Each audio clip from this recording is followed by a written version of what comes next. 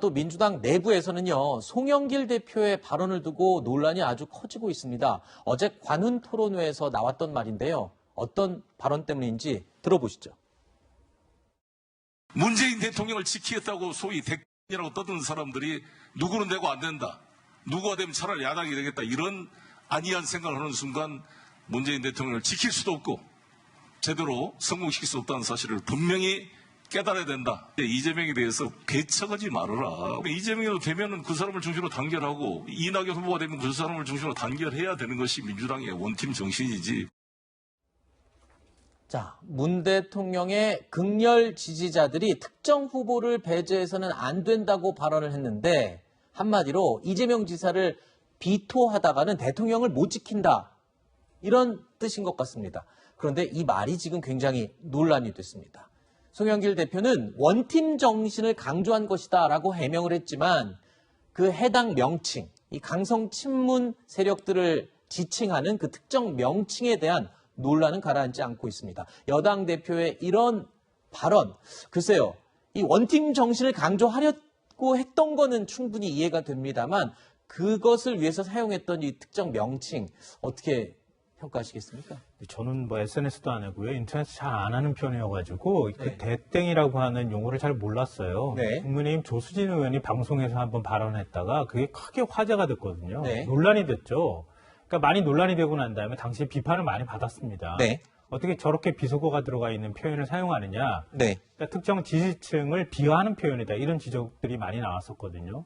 근데 그거를 민주당 당대표가 지금 쓴 거예요. 네. 그러니까 얼마나 그 표현 자체가 거슬리겠어요. 아하. 그 부분에 대해서 부적절하다. 이렇게 뭐 이낙연 지금 후보도 지적을 한 바가 있고요. 정세균 후보의 경우에도 이 특정 그 진영, 뭐 예를 들면은 이제 이재명 캠프 쪽, 이재명 후보를 지지하기 위한 발언 아니냐, 뭐 이렇게 또 비판하고 있는 상황이기도 한데요. 자꾸 이렇게 자중질환처럼 네. 이런 걸 당대표가 일으킨다고 하는 건 부적절하다. 이렇게 생각은 되는데요. 네. 다만 이거 하나는 좀 지적하고 싶어요. 그러니까 그 민주당의 가장 가까운, 민주당의 최대의 적은 저 산 너머에 있어요. 그렇잖아요. 지금 야권이잖아요. 네. 나중에 가서 이 대선 국면에서 실제로 네네네. 만날 거예요.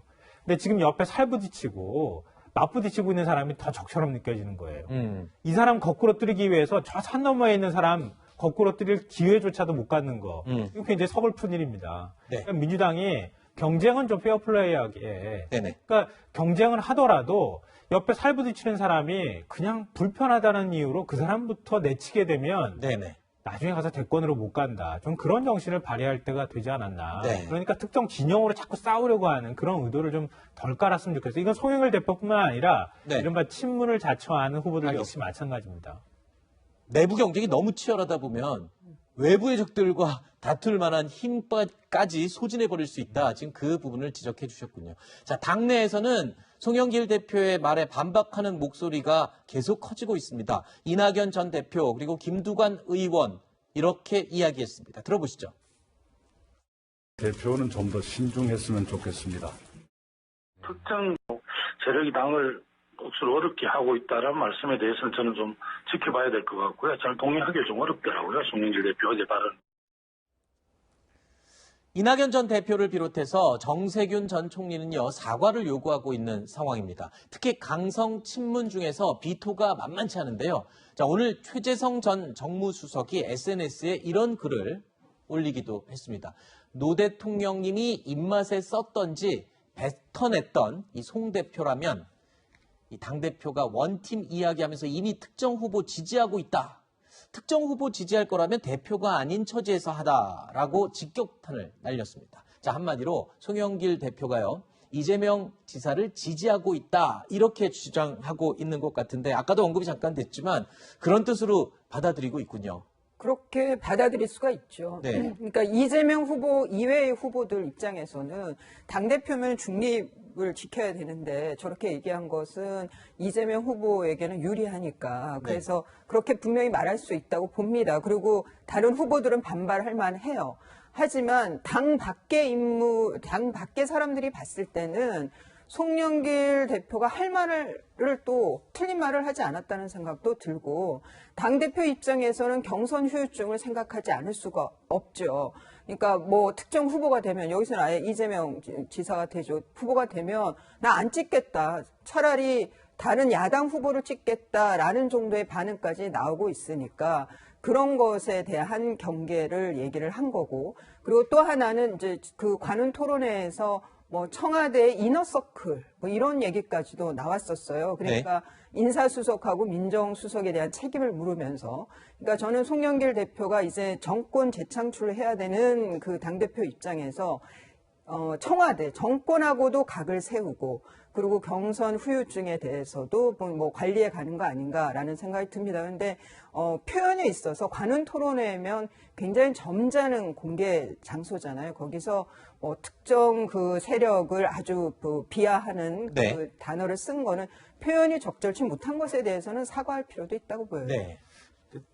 좀 오해하고 있는 측면이 있는 것 같아요. 그러니까 민주당 이른바 강성 지지층이라고 하는 사람들이 모여있는 카페나 이런 데 최근에 들어가 본 분이 저한테 얘기를 전해주더라고요. 과거 같으면 누구는 안 된다, 네. 공격하자, 뭐 이런 얘기들이 오고 갔어야 하는데 지금은 그런 분위기가 별로 없다 그래요. 그러니까 이걸 어떻게 설명하면 좋을까요? 저한테 물어봐요. 이제 민주당 강성 지지층이라고 불리는 지지층 사이에서도 전략적 선택이 시작된 겁니다. 네. 그러니까 그들도 이제 민주당이 이렇게 가면 대권을 놓친다고 하는 생각들을 하는 겁니다. 이렇게 얘기를 했거든요. 그러니까 너무 그걸 과잉 해석하거나 과대평가하기 시작하면 국민들이 바라볼 때 민주당을 좀 회절된 방식으로 자꾸 바라보게 된다는 거예요. 그러니까 민주당이 스스로 네. 너무 자해를 알겠습니다. 하거나 이렇게 하지는 않았으면 좋겠어요. 네. 자, 민주당 대선 경선 과정에서의 잡음은 계속되고 있습니다. 자, 최근 조국 흑서 저자 김경률 회계사를 국민 면접관으로 섭외했다가 취소하는 일도 벌어졌었는데, 이에 대해서요, 대선 경선 기획단장 강훈식 의원이 라디오 방송에 출연해서 사과를 했습니다. 욕을 많이 먹었습니다. 지지자분들의 마음을 많이 다치게 해서 제가 일단 상대 진영의 공세를 먼저 경험해야 된다, 이런 게 저한테는 되게 컸고요. 그래야 사실은 언론의 주목도도 높일 수 있다. 잘못하신 거죠? 송구스럽게 생각하고 있습니다. 죄송합니다. 또 이제 욕 자실 일이 있거나 욕을 자시면 저희 바라보시도록 하겠습니다. 죄송합니다. 열심히 하겠습니다. 강훈식 국회의원이 김호준 씨한테 불려와서 혼나는 듯한 느낌이 연출이 됐습니다. 이 면접관을 이제 선임한 것과 관련해서 이제 민주당 내부에서 당원들이 워낙 어쨌기 때문에 이제 방송을 빌어서 사과하는 자리를 마련하고 민심을 이제 다독인다라는 측면으로 보셔야 될 것 같고요. 다만 좀 정교하게 면접관을 선정하고 이 규정이나 형식을 마련하지 못한 부분에 있어서는 좀 부실한 부분에 대한 책임이 있기 때문에 공개적으로 사과할 문제다, 이렇게 봤습니다. 지금 관련해서 국민의힘이 이제 젊은 세대들이 들어오고 여러 가지 혁신적인, 실험적인, 도전적인 어떤 여러 가지 형식들을 취하다 보니까 민주당이 섣불리 준비되지 않은 상황에서 변화를 꾀하려다가 이런 잡음이 나고 있는 것인데요. 앞으로가 중요하니까 제대로 해야 될 것 같습니다. 알겠습니다.